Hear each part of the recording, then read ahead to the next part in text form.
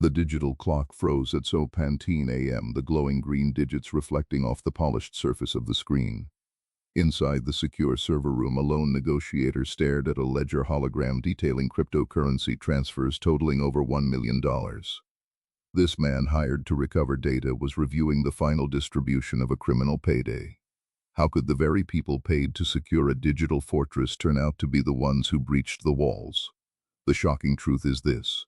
The cybersecurity firm DigitalMint, which specialized in stopping ransomware attacks, housed the perpetrators of 5 separate hacks against their own trusting clients.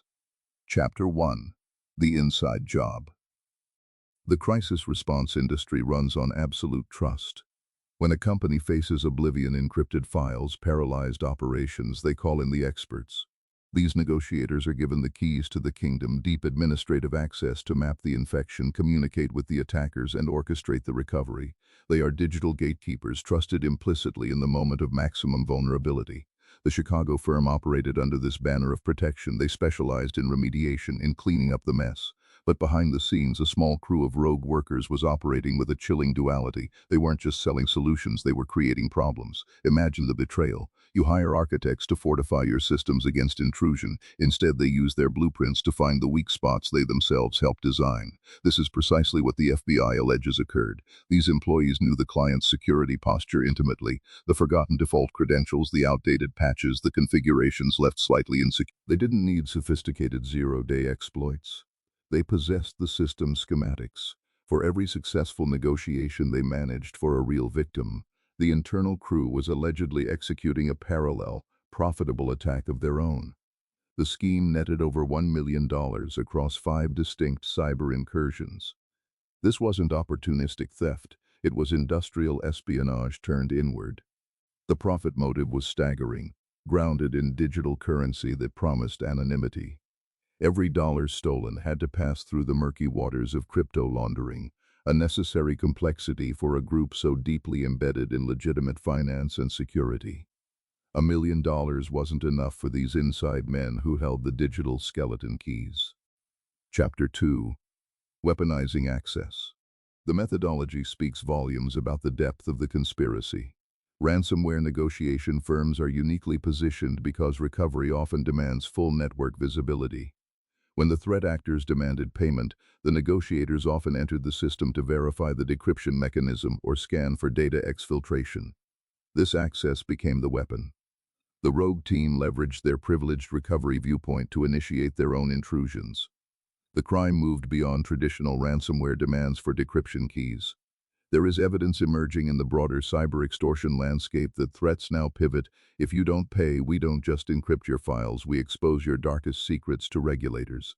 Perhaps the negotiators threatened to leak details of a previous hack they were supposed to be mitigating, utilizing regulatory exposure, like SEC complaints, for leverage against their own clientele. The negotiation room became the threat vector itself. The Department of Justice confirmed the severity of the situation, moving the investigation out of corporate boardrooms and into federal court. Federal authorities stepped in, confirming that U.S. ransomware negotiators were formally charged with launching their own ransomware attacks. This escalated the incident beyond mere corporate malfeasance. It became a matter of national security concern regarding critical infrastructure protection. The sheer audacity of the operation suggests careful coordination. This wasn't a solo effort. It was an organized cell, hiding in plain sight. They were leveraging established criminal infrastructure, perhaps even benefiting from the ongoing disruption of major botnets that federal agencies were already dismantling, like those associated with CACbot malware. The takedown of those large structures often reveals smaller, more insidious operations hiding underneath. Chapter 3. The Fall of the Guardians.